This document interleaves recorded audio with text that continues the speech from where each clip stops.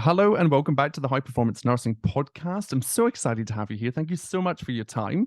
Today, I am fangirling here, and we got an amazing guest, Dex Randall. Dex really doesn't need an introduction in the life coaching world, but I'm going to run through his bio and tell you all about him before we dive in and talk all things burnout. So, Dex Randall coaches professionals from burnout to heart-centered leadership. Dex's career in corporate software development and leadership ended in burnout and a heart attack at 55. He recovered and spent the next 5 years perfecting techniques to coach others out of burnout quickly, reliably, and sustainably. Love that.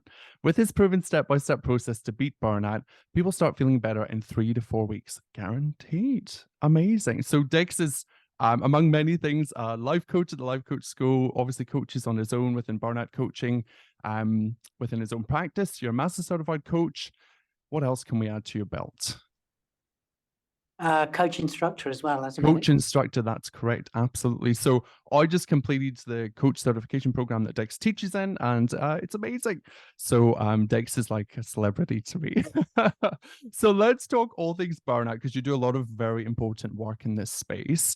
And I'd love to kick off with, what is burnout, who gets it, and why? Thank you for the welcome and the introduction, Liam. It's great to be here talking with you. And before we jump in completely, can I just say it's nice to meet another local coach? Absolutely, yes. Sydney-based. Sydney-based, We're like not in me. America. Not in America. Hello, all you Americans. So what was the question? What's burnout? What's burnout? Tell us all the things. I think of burnout as really a level of stress and anxiety that becomes chronic, and it spills over into overwork and overwhelm, feelings of not performing the way you'd like to, not connecting with people the way you'd like to. It's an experience of disconnection. And I think we disappoint ourselves. We stop being in our position of power. Is fundamentally how I see it. Yeah, amazing. I think that's why high performance nursing was born, because I burnt out 3 times, right, as a nurse and a nurse leader, that I'm aware of. And I think that it's so important for people to recognize that, burnout itself is that emotional, physical stress component of the work that we do day to day. You work with a lot of healthcare professionals. How does that show up, and like, who commonly gets it in your work? Like, well, I think in healthcare professionals, as in other executives and professionals that I work with, it's a personality type, really.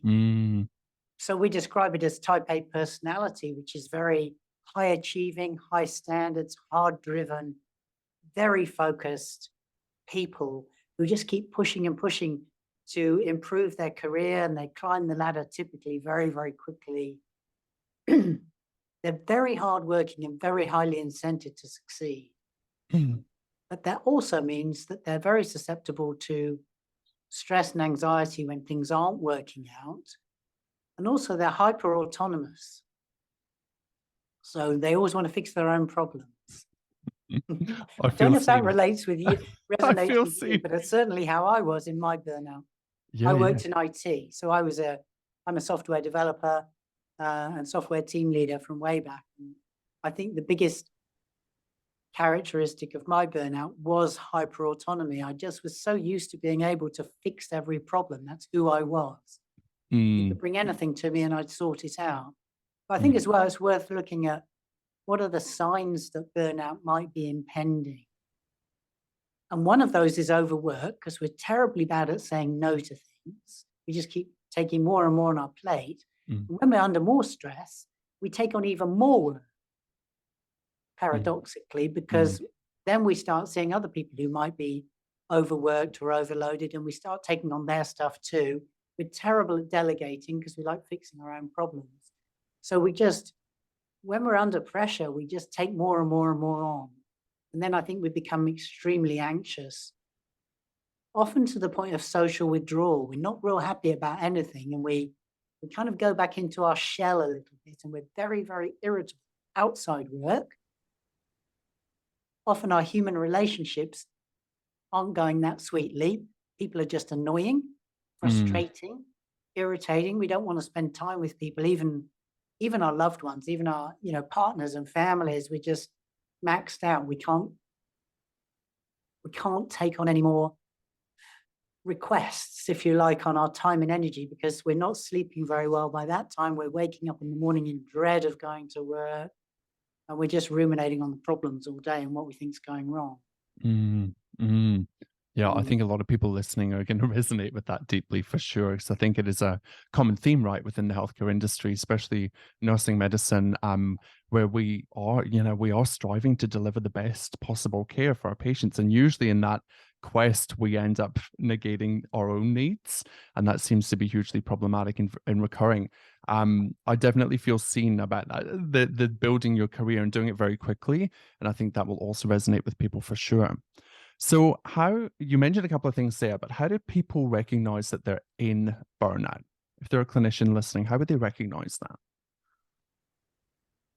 Chronically exhausted, chronically stressed, chronically anxious. It never turns off. There's no off switch anymore. It's just depleted. Try and sleep, don't sleep very well, get up in the morning still exhausted, leery, not wanting to deal with the problems of the day. But that's as soon as you open your eyes. There's also kind of a compulsive activity quality. We just compulsively keep doing stuff as if we can somehow do enough to fix it, which we can't. And usually people in burnout compensate for that by trying even harder.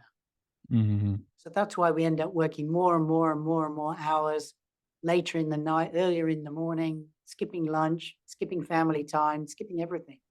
We end up with just work in our heads because we're still trying to get over the problem we're having by working harder. That's a real marker. And then I think we implode. And that's, I think, what's behind the withdrawal is we don't want anyone to see that we're not succeeding or know that we're not succeeding. But also somewhere inside ourselves, we're kind of a one-trick pony. We just think, I'm going to fix this one day. I'm just going to hold tight, keep going, because I'm very good at keeping going. Even though I feel like shit, I can still keep going. And then one day I'll be able to fix it. It's that kind of gritting of the teeth and just smashing ahead and not looking after ourselves at all in that. Like, no, I can do it. Even if I feel terrible, I can still do it. Instead of going, okay, what do I need in order to come back into balance and do the appropriate amount of work? It's interesting that you say that there, because I feel like a lot of us feel like by doing more, we will fix the issues that we have. And why does that not work? Because what gets us into burnout won't get us out. That's how we got into burnout, doing too much, trying too hard to please people and be all the things and do all the things. That's how we get into burnout, by efforting our way through life, particularly when we're under pressure. And just by all our energy is going outwards. There's nothing left over just to look after ourselves, to actually rest and switch our brains off and recuperate and repair. But I think this is also indicative of a lot of the people who come to me who are type A are very altruistic people. They're in a vocation, they're givers.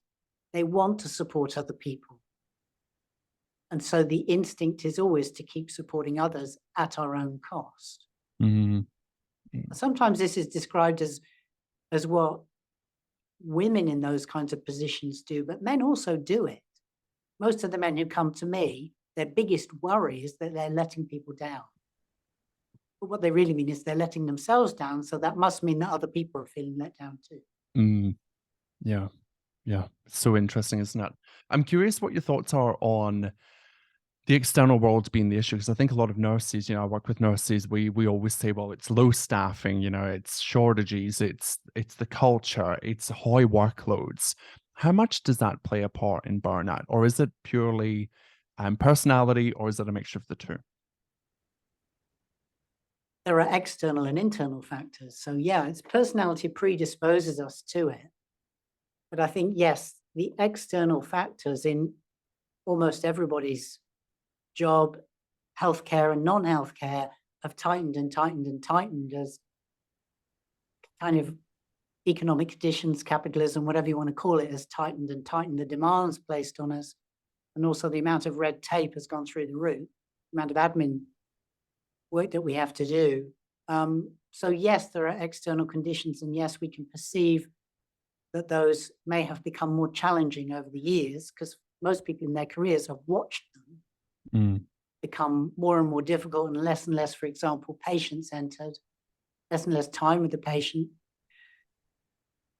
So yes, the external conditions play their part, and also the culture of an organization plays a part.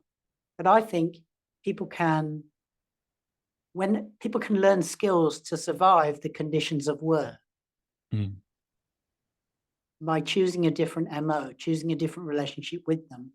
And I think one of the fundamental things that supports us in getting through burnout, even in a challenging environment, or what we might think of as a difficult system, a system that's to blame, it's the disconnection that makes it the hardest. We're depersonalized, Mm.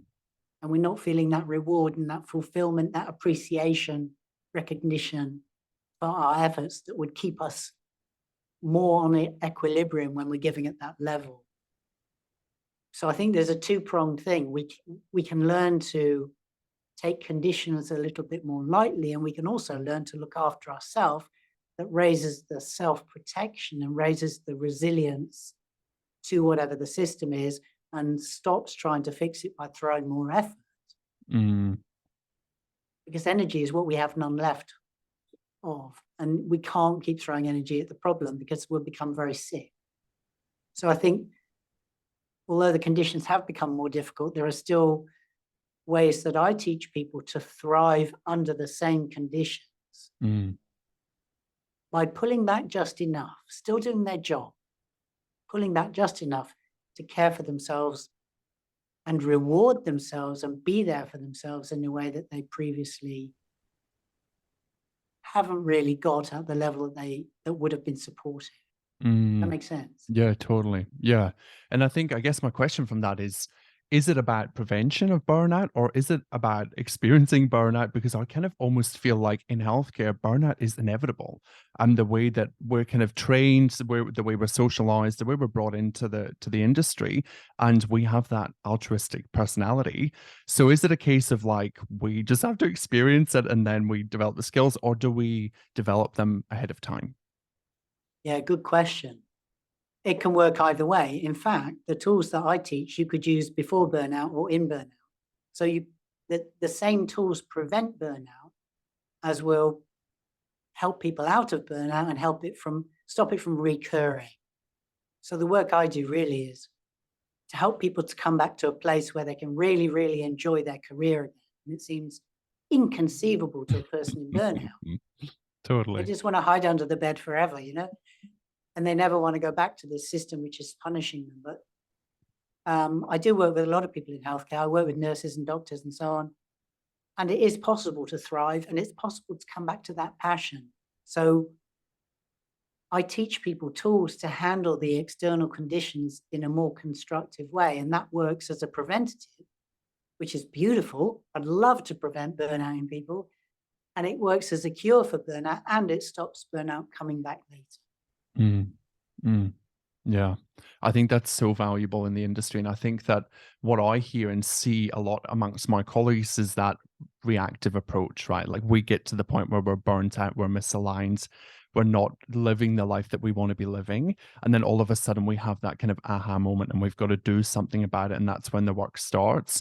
And I love that idea of introducing that earlier on. I would love to see it in universities. I'm sure you'd love to see it universities, schools, so that people have, I call it the missing semester of life in university, where they can really tap into these resources and set themselves up for success. Because I truly believe, like, if I had all of the tools that you're talking about and the tools that I've learned through my experiences to this point as a nurse, that I'd still be in the industry.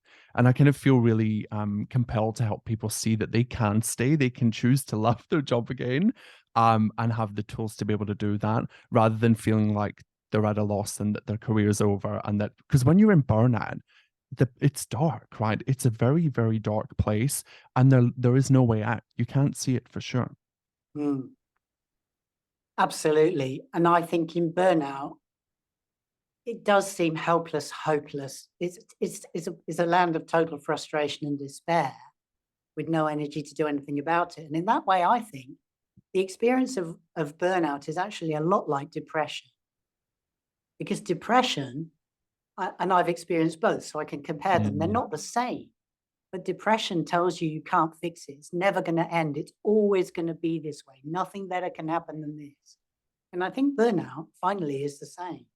And it is because we're so exhausted and so entrenched in burnout, nothing else seems possible. But that's why I offer to bring people out of burnout in 3 to 4 weeks, because then people need to have hope. But if I think of bringing people back to buoyancy, so from burnout to buoyancy, which is getting a smile back on their face, getting a bit of fuel in the tank, and helping them feel good about their job again. But I think after that, there's a whole nother level to go to where people can really super engage with the passion they brought into healthcare in the first place and really give a massive contribution with much less human cost to them. And that's the really rewarding and fulfilling part, not just coming out of burnout. And if anybody is listening to this and they are in burnout, they're going to go, yeah, right. Because that's what I would have said when I was in burnout. I didn't know what to do with myself. It did seem utterly hopeless. Yeah. But a lot more is available. That's not an accurate picture of reality. It's only a picture of your experience in reality, not reality itself. And it's an experience. We're experiencing that because we lack the tools, right? Would you say that's fair? Like, it's just purely based on the fact that we lack the tools to be able to manage the complexities that are occurring in our day-to-day work life, and then being able to take that home. Because healthcare is full of polarities, right? Like, one minute it's really high and, like, you may be at a birth and it's really exciting. Then the next minute you could be at something really tragic. How do you manage that influx and that flow of emotions, the thoughts that come with all of that? It's really taxing on a clinician. And I think it's kind of irresponsible for the industry to believe that we can just manage that without all of these tools, right? Yeah, I think as well, clinicians are by and large taught to keep their emotions to themselves because they're not welcome at work. Well, hello, because you have to be as kind of at the top end of the human experience, the fullness and the richness and all the ups and downs of the human experience. If you're not engaged in that, it's going to make being a clinician very difficult. So I think that, nurse training and physician training is such a challenge when we're told to shut all that stuff down. And you said the missing trimester a minute ago of learning skills to manage all of this. And I think if they taught these skills in school,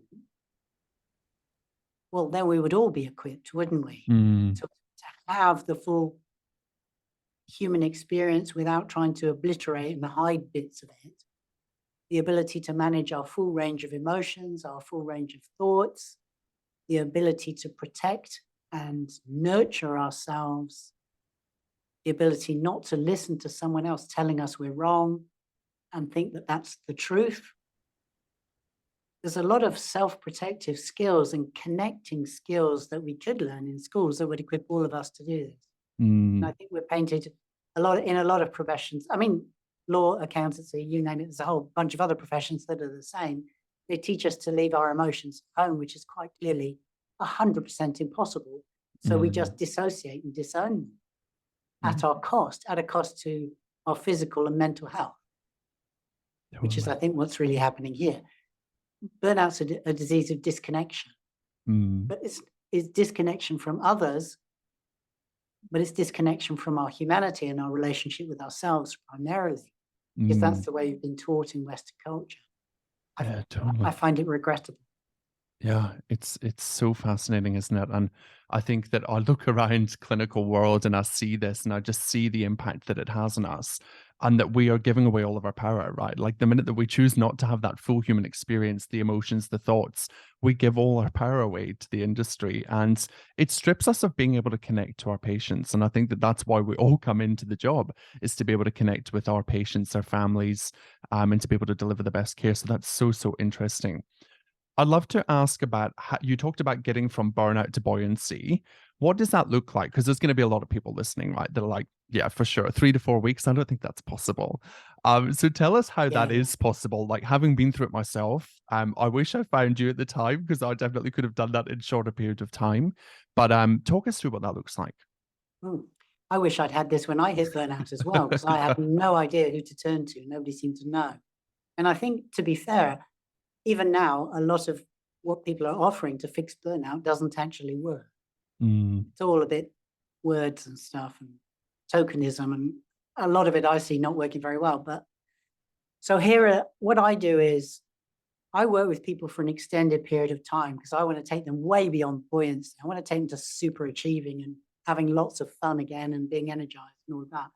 But the path out of burnout, I have a 6-week curriculum that I run, and it takes people through kind of the headliners that are losing the most energy and equilibrium resilience, if you like. And so my kind of hit list is anxiety, overwork, overwhelm, and procrastination, perfectionism, people pleasing, what other people think about us. mm, Kind of that's my headliner set. And mm, what I find is pretty early in the piece,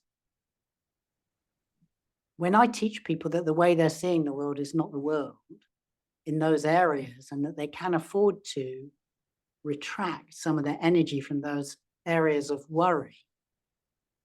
It's generally speaking, it's a perspective that they haven't encountered before, and it can become very refreshing. And I also let them know right from day one that I have full belief in their recovery, and I have full belief in them as marvelous, wonderful, perfect human beings. mm. They're just a bit suppressed in burnout, but I believe in them completely. And I don't think many of us receive that in life. And I think it's very, very important because these are really, really good people Mm, struggling with trying to live a life in a way that's not, well, it's not fully human. Humans can't thrive mm. under the conditions we've just been talking about. No, absolutely. And I think that's the power of coaching, hey. And that's why, I chose to become a coach is Mm. helping people to see and just look through a different lens at the things that they're going through. And I love that. What do you mean by, just for the people listening, I've talked about this a lot, but what do you mean by this story that you tell, is not necessarily factual or true? Like that's not reality. Well, one of the things that most of us tell ourselves in burnout is that we're not performing well enough. Maybe our jobs are in jeopardy. Maybe people are saying bad things about us. Maybe we're going to get the sack. Why can't I get through my workload? Everybody else is. Why aren't I getting all my Mm, notes and admin done? Everybody else is. Why can't I do this? Why am I performing so terribly?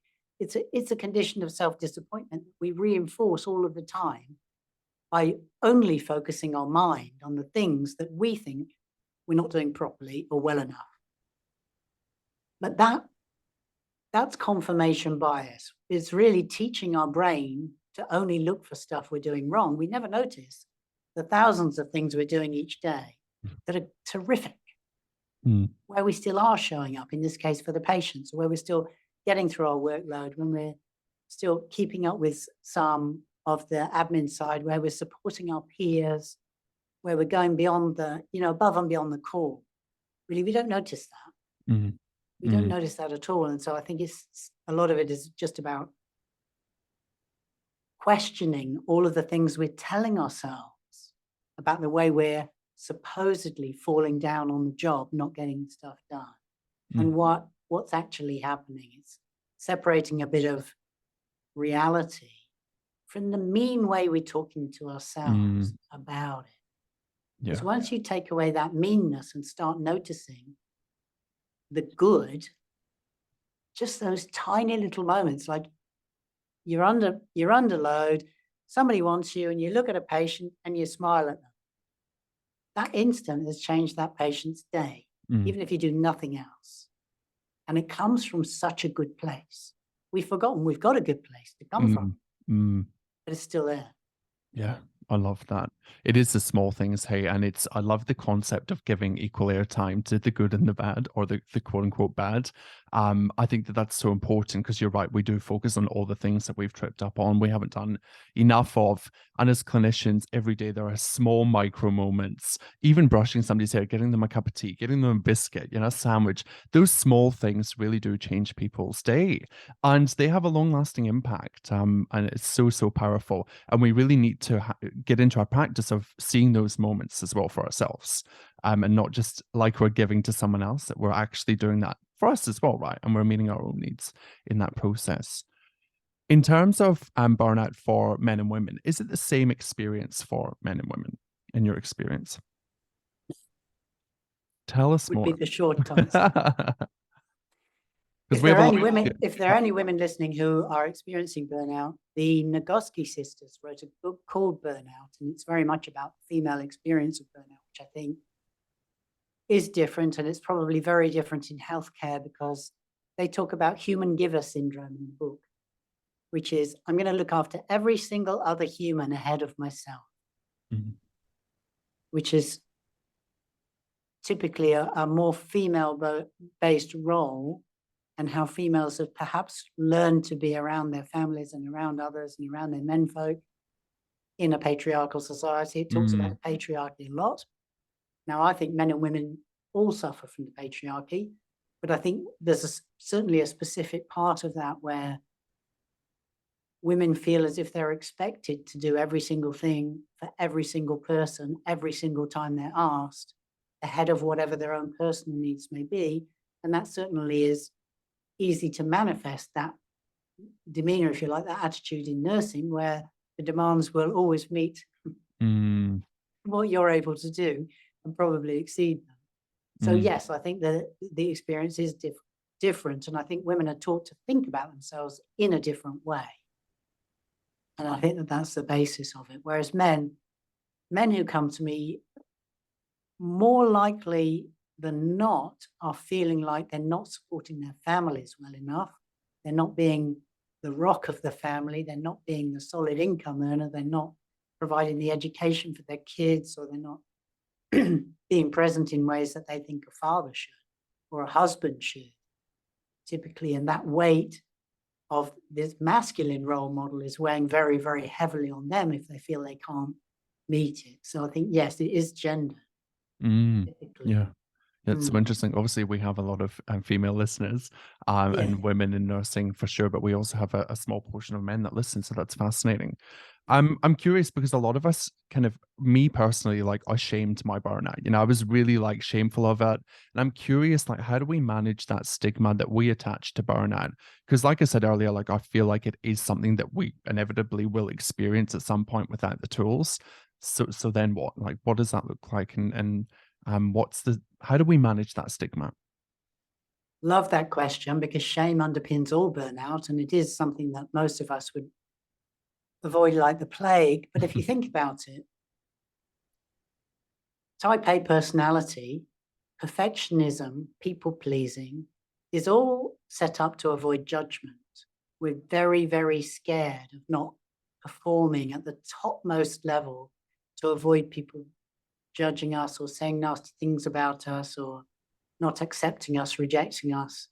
So a lot of our behaviors are habitual behaviors, if you like, are seeking approval. So the reason we seek approval as adults is we didn't really get enough as kids, usually. It was conditional approval. I'll give you approval if you ace your exams. I'll give you approval if you're the Ducks. I'll give you approval if you succeed at sports or whatever. Generally speaking, that's in the back of it. So we become super performers to gain in an archetypal version, to gain the approval of our parents. And then we just keep doing that forever because we want to avoid the shame of failure, defeat, rejection. We want to be pristine on the surface to gain that affection. So we feel completely ashamed if we're not able to meet that expectation of perfection. So shame is a really deep thread running through everybody's burnout. And I think it's a thread that most people aren't willing to talk about. And I had it so badly. I would have, when I hit burnout in my career, as a software leader. I was working for a startup at the end, and I couldn't acquit myself of my responsibilities at that point. And what I really wanted to do is go home and crawl under the bed and nobody to know about it, because I was so ashamed that I couldn't fulfill my duties. And, it's in that situation. Again, it's a bit like depression, where you think, well, if I had an accident, I was going to be in hospital for a couple of months, because then nobody would see me. And I think shame is just a natural response then to the kind of upbringing we've had. So it's a natural and normal process that I help every client with. I had a client recently came on, and he was having so many panic attacks that he couldn't show up for work. And he'd been put on sick leave, and he was tormented by shame, absolutely tormented. So we worked through that together, because shame is different from guilt, isn't it? Guilt is I've done something wrong. Oops, my bad. Shame is I am something wrong and it's not fixable. That's the story we get from shame. So it seems like a life sentence. But shame is not the truth. Again, it's a perception. And I think it's very, very important to explicitly work with shame in burnout and diffuse the shame in burnout and uncover the marvelous true nature of the human who is suffering from shame in burnout. And that the guy I just referred to who's having a panic attack, actually, he was a CFO, he's an accountant. And he has just blossomed. Once he's come out of burnout, he's come back to his power and his resilience. He's got a much more nurturing and kind relationship with himself. And he's just gone off. He's one of the ones who's gone off the charts in success after bouncing back from burnout. But he was so deep in shame, he struggled to meet my eye at the beginning. So I think it's a super good question. And if anybody listening is suffering from shame, please know, if you're experiencing chronic stress, chronic overwork, burnout-like conditions, then shame comes with the territory. It's not the truth of who you are. It's never the truth of who you are. And it is possible to work with shame until you bring it down and down and down and down, and finally it disappears. Not permanently disappears, but undetectable levels, which is where I think it's so beautiful working with people when they can come back to that place and re-engage with their passion and their joy of living. Who has joy of living in burnout? Yeah, I love that so much. So and re-engage with their people too. Yeah. And start having rewarding relationships. Yeah, totally. When people overcome burnout, I'm curious, like, a lot of people think that maybe they're never going to experience it again. What's been your take on that, or your experience in working with clients? Burnout is cyclical in my experience. So here's how I see it. So we're high achievers and we go up a curve in our career, hammer and tongs all the way, lots of qualifications, lots of experience, lots of great jobs, massive success. And we go up and up this career curve of success until we hit burnout. Usually burnout it can be chronic exhaustion from chronic overwork, but it can also be an incident outside work where we suddenly realize we're not invincible anymore. And it crashes who we think we are. And then sometimes going up this curve, we kind of hit this roadblock and suddenly we can't fix a problem. And that is very, very difficult for us. And sometimes we go into burnout from that, or it can be just chronic overwork over time. But whatever it is, we kind of top out on our career, typically. So once we've had burnout once, the attributes and behaviors and habits we have will probably take us back into burnout again after we recover. Because the burnout's coming from inside, it's coming from our response to the world, not from how difficult the world is. So typically it's repeating, it's degenerative, it worsens over time. The episodes of burnout will become more frequent, they'll become worse, we'll become physically ill because we're not sleeping, we're not nourishing ourselves, we can't digest food and all that.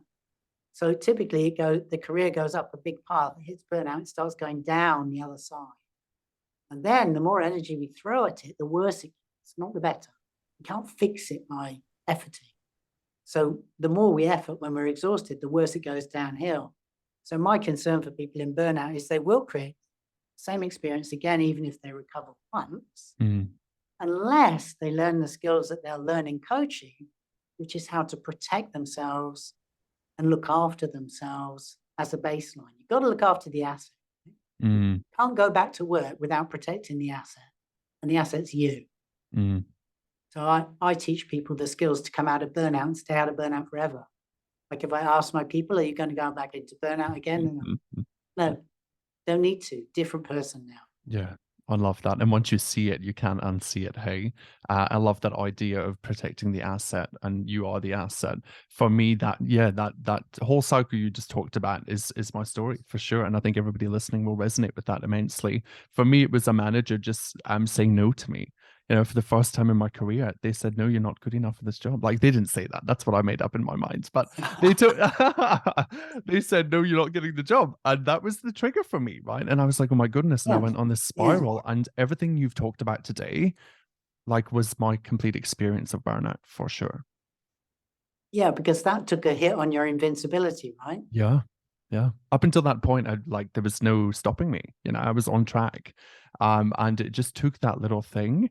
And it's so funny because I look back now, and we talk about this in the podcast a lot about, like, don't judge your burnout. You know, if you've experienced it, like, how can you use it as a catalyst for growth? And that's a very type A way to look at it, but how can you use it for a catalyst for your growth to move forward? Because I truly believe that if I had not experienced burnout, I wouldn't be here today doing the work that I do with the impact that I have in being a coach and helping people within their careers as a nurse. So although it was uncomfortable, going through all of that and processing that was so important for me to be where I am today. And I think that that's a great message for clinicians to hear and to take, is that, you know, it is inevitable and it's part of the process.